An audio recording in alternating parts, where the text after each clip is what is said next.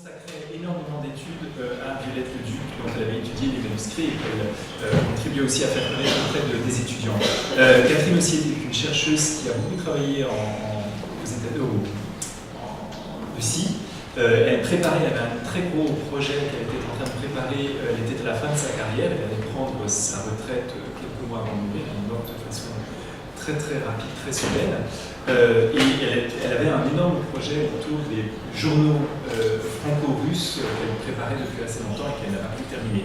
Elle venait de publier juste avant de mourir ce petit ouvrage dont on parlait, La main dans le sac, très beau. Je vais vous lire la toute petite présentation qu'elle fait de cet inédit. Et puis ensuite, Elisabeth commencera le commentaire, lira le commentaire qu'elle fait de ce texte. Alors, La main dans le sac, édition établie par Catherine Violet. Violette Leduc n'a jamais publié l'épisode de La main dans le sac. Le titre que je propose, simple description d'épisode, n'apparaît évidemment pas dans le manuscrit. Il s'agit d'un extrait inédit des manuscrits de son roman autobiographique intitulé Ravage. Dans une lettre à Simone de Beauvoir, Violette Leduc affirme que l'épisode de La main dans le sac de Mademoiselle Godefroy constitue l'un des 3 événements les plus marquants de sa vie. Pas plus que l'épisode Thérèse et Isabelle, celui de La main dans le sac, véritable initiation érotique de la narratrice adolescente, n'a donc été conçu au départ par Violette Leduc comme un texte autonome. La main dans le sac fait en effet partie intégrante du manuscrit de Ravage, publié par Gallimard en 1955, dont l'éditeur a refusé de publier la première des 4 parties, 150 pages environ, obligeant Violette Leduc à le sacrifier, ce qui l'a profondément et durablement affecté. Un assassinat, s'écrira-t-elle dans La chasse à l'amour, dernier volume de sa trilogie autobiographique. La censure a fait tomber ma maison du bout du bois. Il existe plusieurs versions de cet épisode, minutieusement travaillées, retravaillées sur des dizaines de pages. Et nous ignorons quelle forme aurait pris le texte si Violette Leduc l'avait publié de son vivant.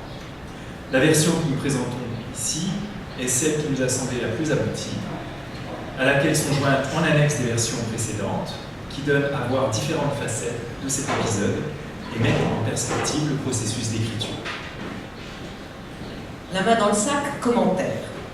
Un inédit, pourquoi?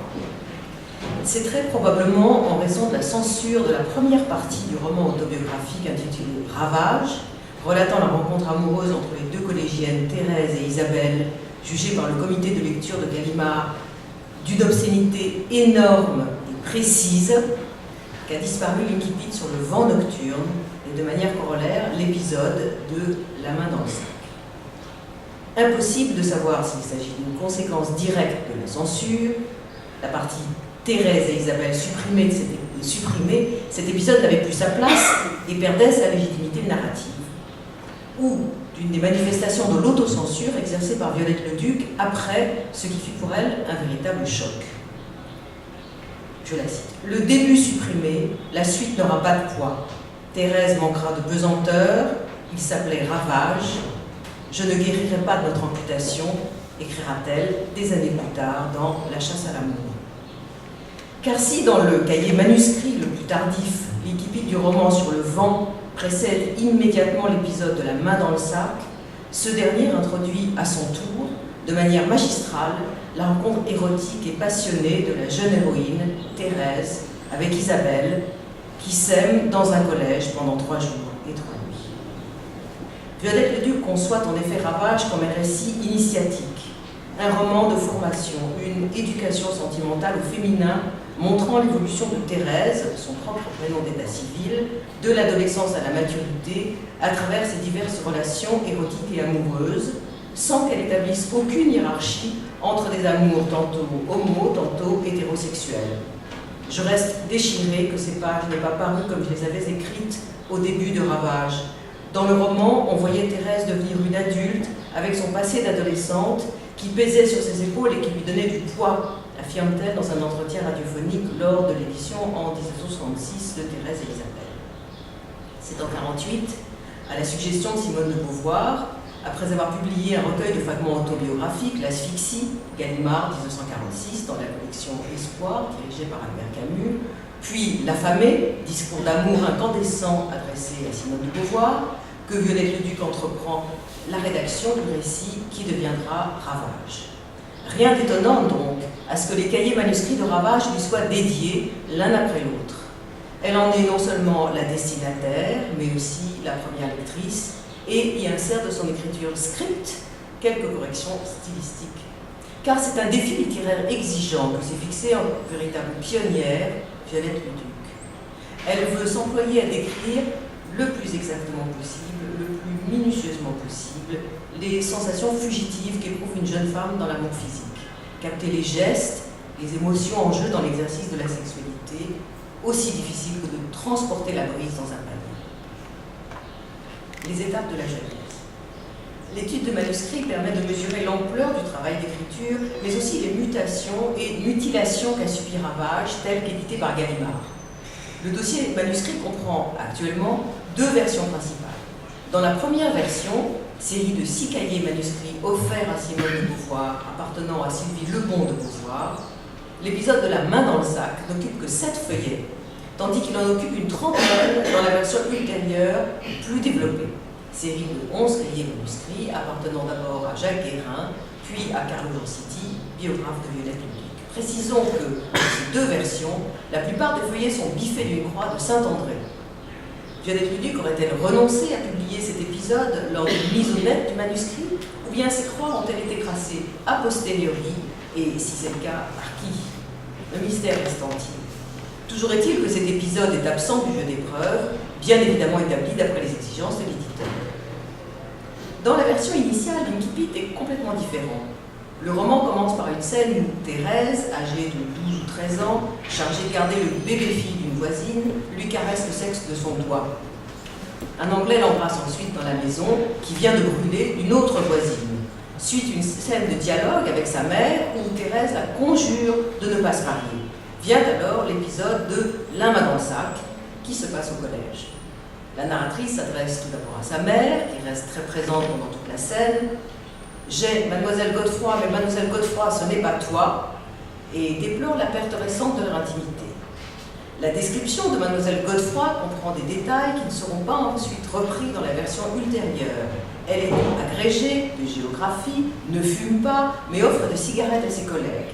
La main de la narratrice, irrésistiblement attirée et comme involontairement glissée dans le sac du professeur adulé, y touche des petits objets, appelle l'image du nid-ventre.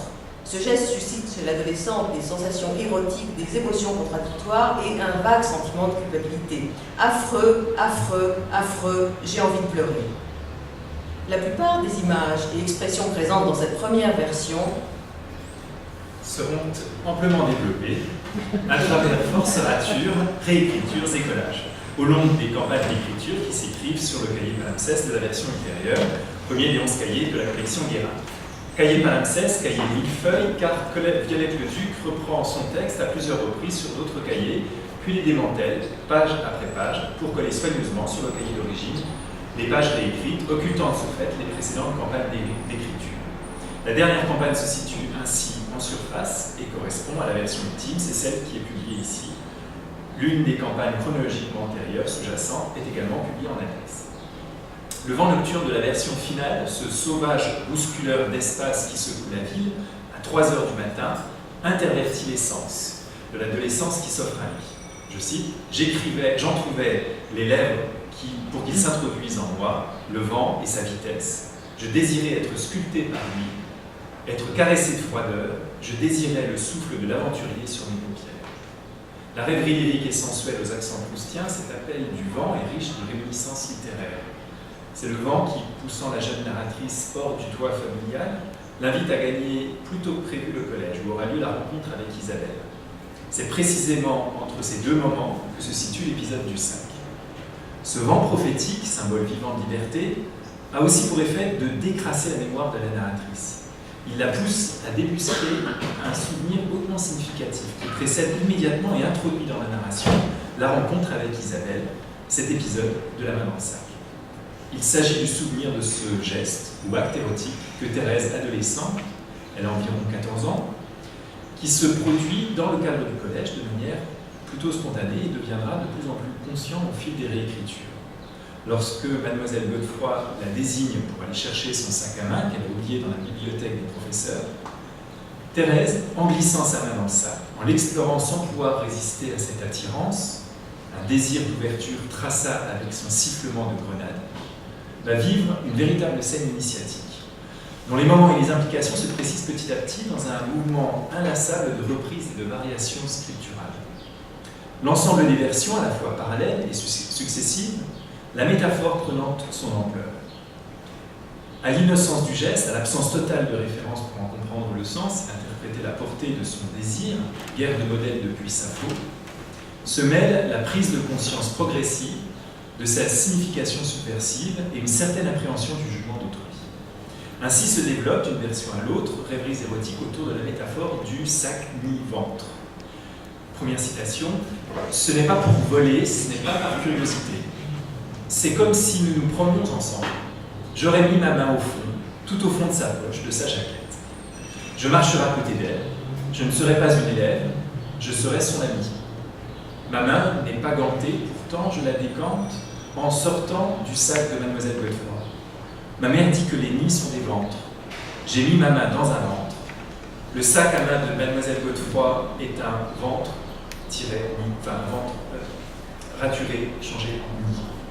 La seconde version est à la fois plus tâtonnante, plus concise, plus travaillée. Elle est difficile à lire parce que c'est une version très raturée et réécrite.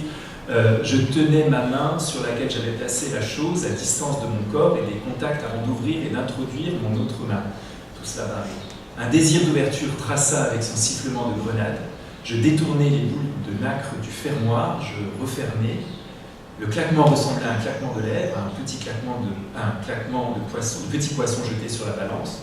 J'ouvrais, je refermais le sac à main, cette main se retint en oiseau inquiet sur des petits objets, miséricorde d'un mouchoir, de la batiste d'un mouchoir, austérité du box-calf d'un petit billet, froideur de la galite d'un poudrier. Puis, ma main se frotta aux objets intimes de mademoiselle Godefroy, puis elle s'immobilisa dans le ventre de daim gris. J'étais hébété de confort.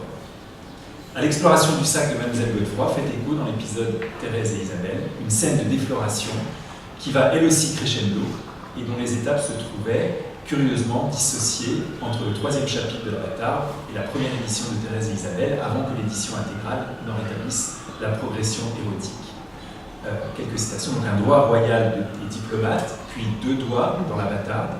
La 3e étape se trouvant dans le petit volume Thérèse et Isabelle, 3 doigts entre elles, 3 autres que la chair appât.